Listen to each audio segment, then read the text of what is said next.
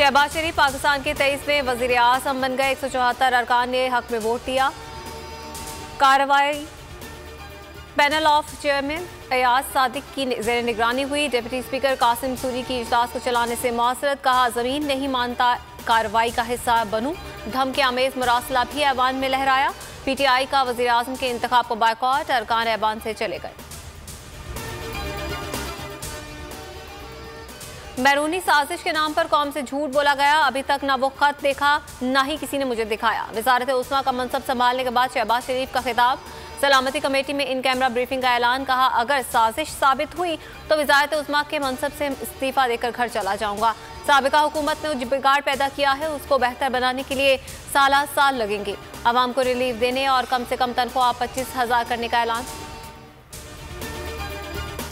तहरीक इंसाफ कौमी असम्बली से मुस्ताफी। इमरान खान ने कहा कि इन चोरों के साथ असम्बली में नहीं बैठूंगा, इज्जत अल्लाह देने वाला है। फवाद चौधरी बोले, ज़िमनी इलेक्शन नहीं होने देंगे, फैसला करना है नए इंतखाबात हफ्ते में करवाने हैं या महीनों में। शेख रशीद कहते हैं कि सियासत अब शुरू हुई है, इनको लग पता जाएगा। हमाद अजहर के मुताबिक ये चंद दिनों की हुकूमत होगी।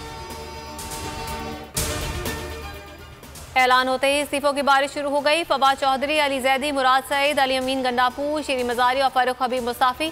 इस्तीफे की कॉपियां ट्वीट कर दी। गवर्नर सिंध इमरान इस्माइल और गवर्नर KP शाह फरमान भी मुस्ताफी।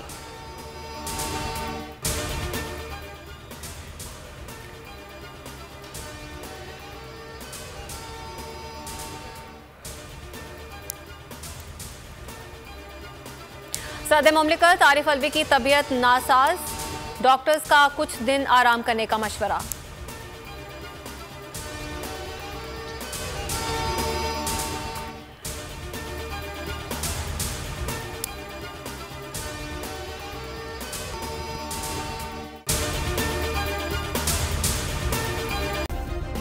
सब्सक्राइब करें और बेल दबाएं ताकि कोई खबर रह न जाए।